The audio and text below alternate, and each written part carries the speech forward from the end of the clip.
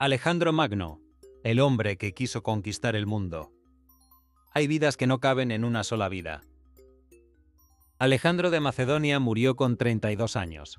En ese tiempo había cruzado 3 continentes, sometido a más de 20 pueblos distintos, fundado más de 20 ciudades y construido el imperio más extenso que el mundo antiguo había conocido jamás.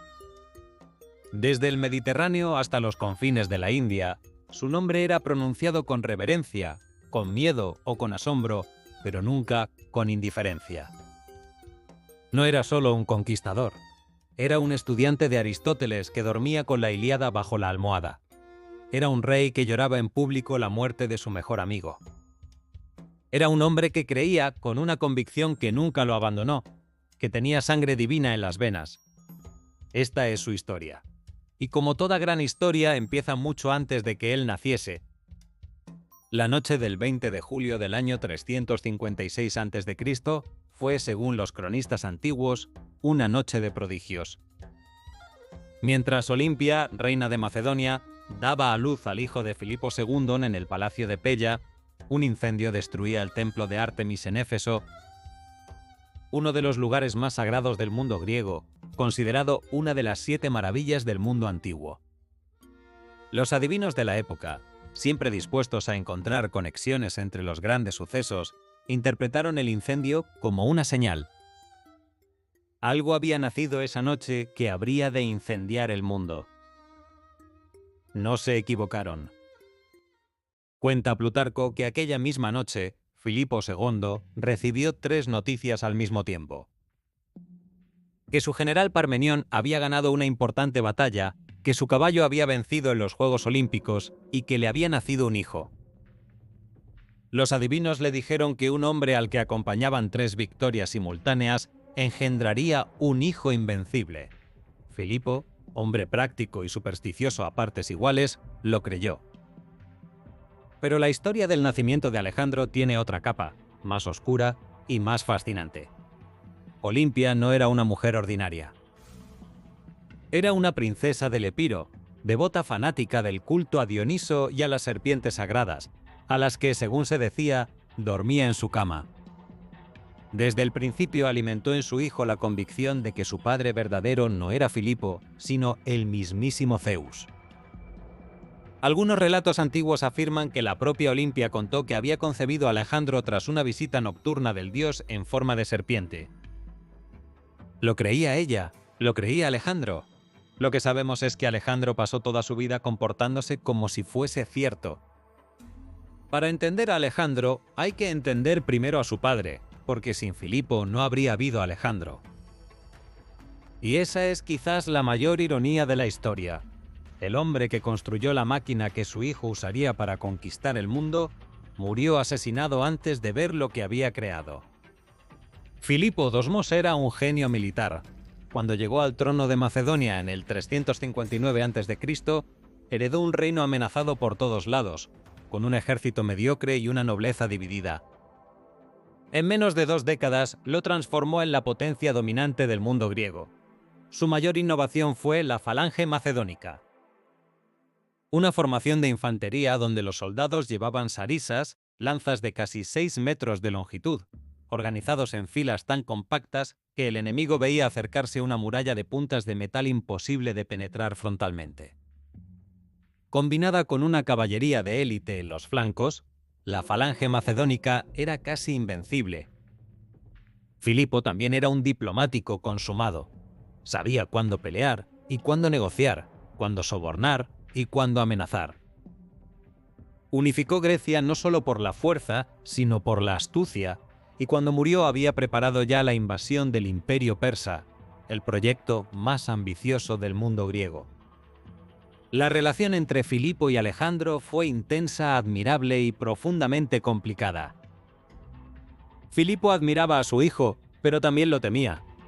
Cuando Alejandro tenía 16 años y su padre salió a campaña, lo dejó como regente de Macedonia, confiándole el reino. En ese tiempo, Alejandro sofocó una rebelión en el norte y fundó su primera ciudad, a la que llamó Alexandrópolis, algo que Filipo recibió con una mezcla de orgullo y alarma. Pero la tensión más profunda llegó por Olimpia. Filipo tomó nuevas esposas, como era costumbre entre los reyes macedonios, y en una de las bodas el tío de la nueva esposa brindó porque Filipo tuviese por fin un hijo legítimo. Una alusión directa a las dudas sobre el origen divino de Alejandro. Alejandro lanzó su copa al hombre y le gritó. Filipo se levantó borracho para detenerle y tropezó cayendo al suelo. Alejandro lo miró desde arriba y dijo, con una frialdad que heló la sala: «Mirad al hombre que se prepara para cruzar de Europa a Asia, y no es capaz de cruzar de una mesa a otra». Esa noche Alejandro y su madre huyeron de Macedonia. Se reconciliaron después, pero algo quedó roto entre ellos que nunca volvió a soldarse del todo. En el año 343 a.C., cuando Alejandro tenía 13 años, Filipo tomó una decisión que marcaría al muchacho para siempre. Contrató a Aristóteles de Estagira como su tutor personal. Aristóteles no era entonces el gigante intelectual que la historia ha convertido en mito, pero ya era reconocido como uno de los pensadores más brillantes de su generación, discípulo de Platón y estudioso de prácticamente todo lo que podía estudiarse: filosofía, biología, política, retórica, ética, teatro. Filipo habilitó para las clases un lugar llamado el Ninfeo de Mieza, un jardín tranquilo lejos del bullicio de la corte. Allí, durante 3 años, Aristóteles enseñó a Alejandro y a un grupo selecto de jóvenes nobles que más tarde serían sus generales y compañeros de conquista. ¿Qué aprendió Alejandro? Las fuentes antiguas nos dan pistas sobre qué materias fascinaban especialmente al joven príncipe. La medicina le interesó toda su vida, hasta el punto de que en sus campañas solía supervisar personalmente el tratamiento de los heridos y aconsejar a sus médicos. La filosofía le apasionaba, especialmente las cuestiones sobre la naturaleza del alma y el destino. Y la literatura griega, sobre todo Homero, era su devoción más profunda. Aristóteles le preparó una edición anotada de la Ilíada que Alejandro llevaría consigo en todas sus campañas, guardada bajo la almohada junto a su daga. Para Alejandro, Aquiles no era un personaje de ficción, sino un modelo de vida, el guerrero que elige una vida breve y gloriosa sobre una larga y anónima. Cuenta una historia que cuando uno de los generales de Alejandro, Crátero, cayó gravemente enfermo durante la campaña, el médico de la corte le prescribió un tratamiento que Alejandro consideró inadecuado. El rey le escribió una carta advirtiéndole de que no usase ese remedio. El médico, confiando en su criterio profesional, lo usó de todas formas. Alejandro tenía razón. El tratamiento empeoró al paciente. Desde entonces, el rey exigía estar presente en las decisiones médicas importantes. Su conocimiento de la medicina, aprendido con Aristóteles, le daba una autoridad que sus médicos difícilmente podían ignorar. La relación entre Aristóteles y Alejandro no sobrevivió a los años de conquista. El filósofo defendía que los griegos eran superiores a los bárbaros. Una visión que Alejandro, al convivir con persas, egipcios y asiáticos, fue abandonando progresivamente. Cuando Alejandro ejecutó a Calístenes, el sobrino de Aristóteles que le acompañaba como cronista oficial de la campaña, la ruptura fue definitiva. Aristóteles nunca perdonó la muerte de su familiar, y Alejandro nunca volvió a hablar de su tutor con la misma reverencia de su juventud. Hay una historia sobre Alejandro que se cuenta en todos los libros de historia antigua y que merece ser contada aquí porque dice más sobre su carácter que cualquier batalla. Alejandro tenía unos 12 años cuando un comerciante de caballos llegó a la corte de Filipo ofreciendo un animal extraordinario, grande, negro, de una belleza imponente. El precio era astronómico, 13 talentos, una fortuna. Pero el caballo era indomable. Cada jinete que intentaba montarlo era lanzado al suelo. Los estableros de Filipo lo probaron sin éxito. Finalmente, el rey decidió rechazarlo. Alejandro, que lo había observado todo con atención, pidió permiso para intentarlo. Filipo dudó. Su hijo tenía 12 años, pero Alejandro apostó que si no conseguía domarlo, pagaría él mismo el precio del animal. La corte entera se echó a reír. Lo que Alejandro había observado es que el caballo se asustaba de su propia sombra. Tomó las riendas, giró al animal de cara al sol para que su sombra quedase detrás. Lo calmó hablándole en voz baja y después lo montó a pelo y lo hizo galopar delante de toda la corte. Cuando volvió, Filipo tenía los ojos húmedos. Según Plutarco, se acercó a su hijo y le dijo: «Hijo mío, busca un reino a tu altura. Macedonia es demasiado pequeña para ti». El caballo se llamaba Bucéfalo, que significa cabeza de toro. Alejandro lo conservó el resto de su vida, lo montó en todas sus batallas. Cuando Bucéfalo murió durante la campaña en la India con más de 30 años de edad, fundó en su honor una ciudad a la que llamó Bucéfala. En el verano del año 336 a.C., Filipo II fue asesinado. Ocurrió en el teatro de Egas durante la celebración de la boda de su hija Cleopatra con el rey del Epiro. Filipo entró en el teatro flanqueado por su hijo Alejandro y su yerno, pero con una escolta reducida, queriendo demostrar que un rey amado por su pueblo no necesitaba guardaespaldas. Uno de los guardias reales, un joven llamado Pausanias, se abalanzó sobre él y lo apuñaló antes de que nadie pudiera reaccionar. Intentó huir, tropezó con una raíz y fue alcanzado y muerto por los guardias que lo perseguían. ¿Quién estaba detrás de Pausanias? Es uno de los grandes misterios de la historia antigua y sigue sin resolverse. Pausanias tenía un agravio personal contra Filipo relacionado con una humillación que había sufrido años atrás. Pero un solo hombre con un agravio personal no explica por qué pudo acceder tan fácilmente al rey. Las teorías se multiplican. Algunos historiadores apuntan a Olimpia, la madre de Alejandro. Tenía motivos. Filipo había tomado otra esposa y marginado a su hijo. Según algunos relatos, Olimpia honró el cuerpo de Pausanias después de su muerte y colocó una corona de oro sobre su cabeza. Otros señalan a Alejandro directamente. Él fue el gran beneficiario del asesinato. Tenía 20 años y heredó el reino más poderoso del mundo griego.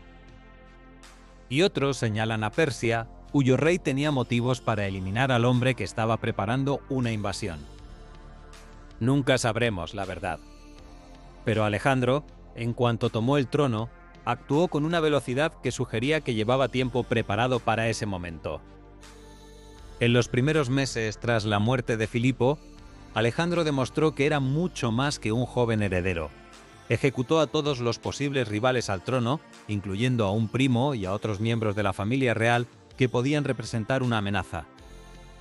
Olimpia, según algunos relatos, fue más lejos aún. Mató a la nueva esposa de Filipo y a su hija recién nacida. Después marchó hacia el sur, donde las ciudades griegas, al enterarse de la muerte de Filipo, comenzaban a agitarse creyendo que el fin del dominio macedonio estaba cerca. Alejandro apareció ante las murallas de Tebas con su ejército antes de que nadie esperase verle allí. Las ciudades griegas se rindieron sin combatir. Fue elegido comandante supremo de la coalición griega que Filipo había organizado para invadir Persia. Tenía 20 años. Antes de lanzarse contra Persia, Alejandro realizó una campaña de consolidación en el norte, aplastando revueltas en Tracia e Iliria. Cuando las noticias de esas revueltas llegaron a Grecia, corrió el rumor de que Alejandro había muerto. Tebas se sublevó. Fue el error más costoso que ninguna ciudad griega cometió jamás.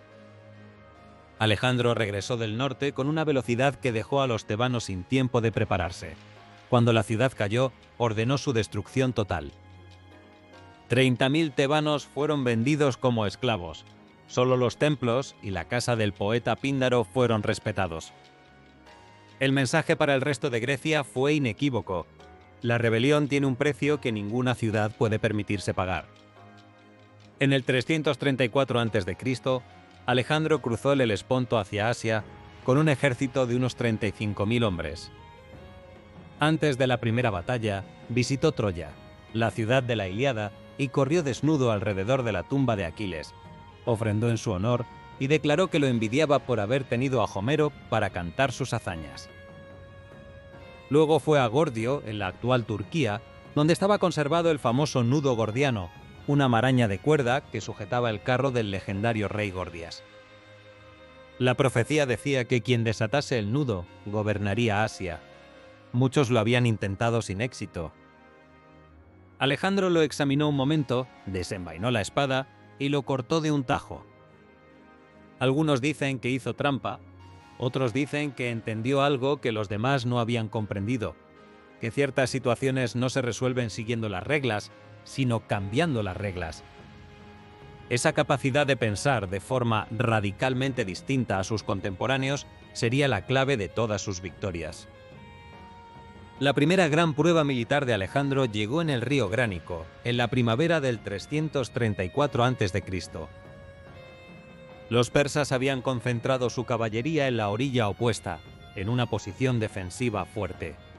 Los generales macedonios aconsejaron esperar, estudiar el terreno, encontrar un vado mejor.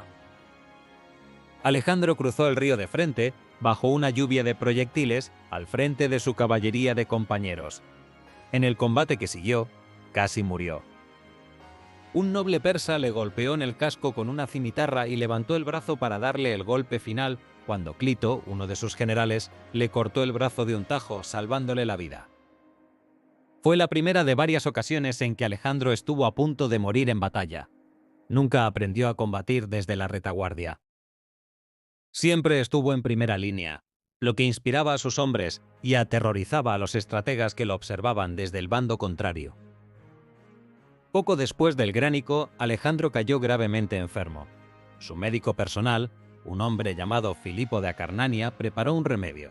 En ese momento llegó una carta de Parmenión, el general más veterano del ejército, advirtiendo a Alejandro de que Filipo había sido sobornado por los persas para envenenarlo.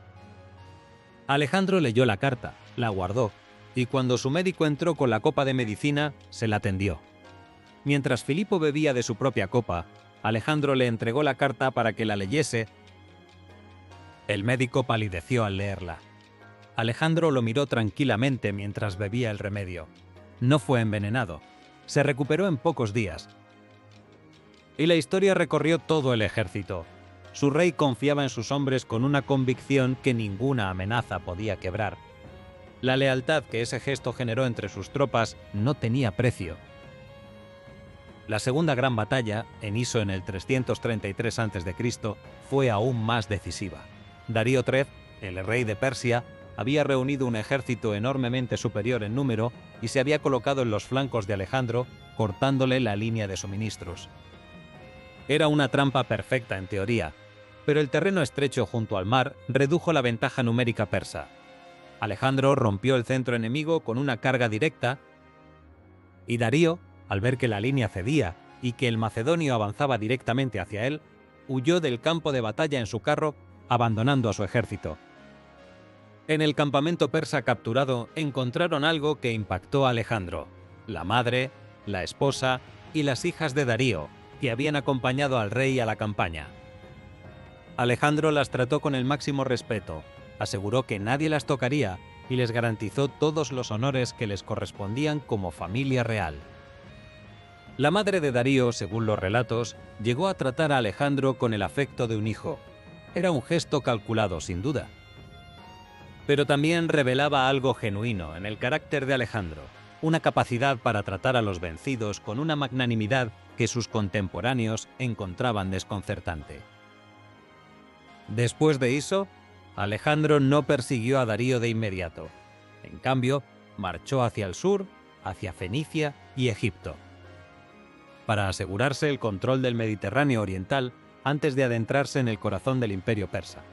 El sitio de Tiro fue uno de los episodios más extraordinarios de toda la campaña.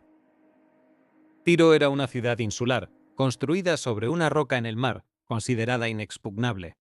Cuando sus habitantes rechazaron las condiciones de Alejandro, él construyó una calzada desde la costa hasta la isla. Una obra de ingeniería monumental que tardó 7 meses, pero que finalmente permitió a sus máquinas de asedio alcanzar las murallas. Cuando Tiro cayó, su furia por la resistencia fue feroz. Miles de ciudadanos fueron crucificados o vendidos como esclavos. Egipto, en cambio, lo recibió como a un liberador. Los persas habían gobernado Egipto con una dureza que los egipcios nunca digirieron. Cuando Alejandro llegó, las puertas se abrieron sin resistencia.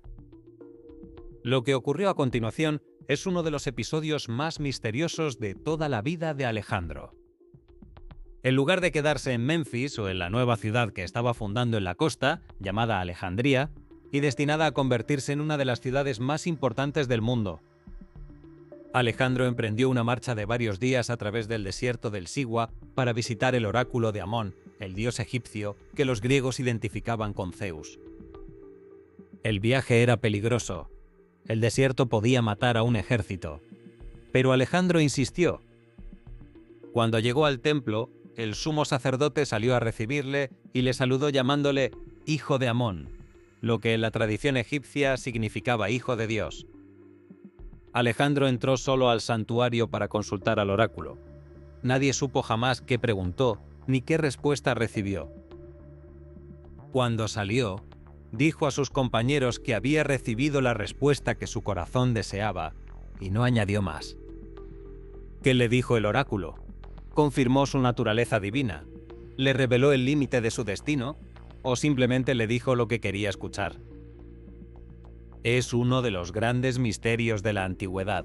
Lo que sí sabemos es que desde ese momento, Alejandro comenzó a referirse a Amón como su padre divino con una frecuencia que incomodaba a sus compañeros macedonios, para quienes la idea de que su rey fuese literalmente un dios resultaba culturalmente extraña. Antes de seguir con las batallas, hay que hablar de Hefestión. Hefestión era el mejor amigo de Alejandro desde la infancia, probablemente desde los tiempos de Mieza, cuando estudiaban juntos con Aristóteles. Era tan cercano al rey que los embajadores extranjeros a veces le confundían con él, y se dice que Alejandro respondía que Hefestión también era Alejandro. La naturaleza exacta de su relación es uno de los debates históricos más vivos de la antigüedad clásica. Las fuentes antiguas la presentan de formas distintas. Algunos autores la describen abiertamente como una relación amorosa, comparándola con la de Aquiles y Patroclo en la Ilíada, una comparación que el propio Alejandro alentaba. Otros la presentan como una amistad profunda, casi fraternal. Lo que no admite duda es la intensidad del vínculo. Hefestión era el único hombre al que Alejandro parecía mostrar su lado más vulnerable. Con él podía ser el hombre detrás del rey. Con él compartía decisiones, dudas, miedos que nunca habría expresado ante sus soldados. La anécdota del error de Hefestión.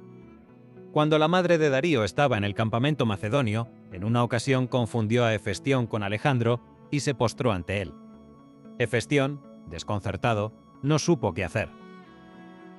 Cuando la anciana se dio cuenta del error y se deshizo en disculpas, Alejandro la tranquilizó diciéndole: «No te has equivocado, madre, él también es Alejandro». Es quizás la frase más reveladora que Alejandro pronunció nunca sobre su relación con Hefestión. Hefestión murió en Ecbatana en el 324 a.C., probablemente de fiebre tifoidea, durante los últimos años de la campaña. La reacción de Alejandro fue devastadora. Se encerró con el cuerpo durante días sin comer ni beber. Mandó cortar las crines de todos los caballos del ejército en señal de luto. Ejecutó al médico que no había podido salvarle y ordenó que se le construyese un funeral tan grandioso que rivalizase con el de cualquier rey. Muchos historiadores creen que Alejandro nunca se recuperó de esa pérdida. Murió 9 meses después. En el otoño del 331 a.C., Alejandro y Darío se enfrentaron por última vez en los campos de Gaugamela, cerca de la actual Mosul, en Irak. Darío había elegido el campo de batalla con cuidado, una llanura enorme, perfecta para desplegar su vastísimo ejército, que incluía elefantes de guerra indios, carros con cuchillas en las ruedas y contingentes de toda la extensión del imperio persa. Las estimaciones antiguas del ejército persa oscilan entre 250.000 y 1 millón de hombres, cifras casi con seguridad exageradas, pero que reflejan la magnitud del desequilibrio numérico. La noche antes de la batalla, Parmenión, el veterano general, propuso a Alejandro atacar de noche para compensar la desventaja numérica. Era una táctica razonable. Alejandro la rechazó. Su respuesta fue: «No robo la victoria». Quería ganar a plena luz del día para que no hubiese excusas ni dudas sobre la magnitud del triunfo. Esa noche, mientras sus generales apenas podían dormir de los nervios, Alejandro durmió tan profundamente que sus ayudantes tuvieron que despertarle al amanecer. Cuando alguien le preguntó cómo podía dormir así antes de la batalla más importante de su vida, respondió que ya había ganado, porque Darío había concentrado todo su ejército en un solo punto donde él podía encontrarlo. La batalla fue un prodigio de táctica. Alejandro atrajo a la caballería persa hacia los flancos, abriendo un hueco en el centro de las líneas enemigas. Entonces cargó directamente hacia ese hueco, al frente de su caballería de compañeros, apuntando directamente a donde estaba Darío. Darío huyó de nuevo. Esta vez, el imperio persa se derrumbó. Babilonia abrió sus puertas. Susa y Persépolis cayeron. Alejandro encontró en los tesoros persas una riqueza que superaba todo lo imaginable. Decenas de miles de talentos de oro y plata acumulados durante generaciones. En Persépolis, capital del imperio persa, ocurrió algo que Alejandro lamentaría el resto de su vida. El palacio de Jerjes, el rey que había quemado Atenas siglo y medio antes, fue incendiado.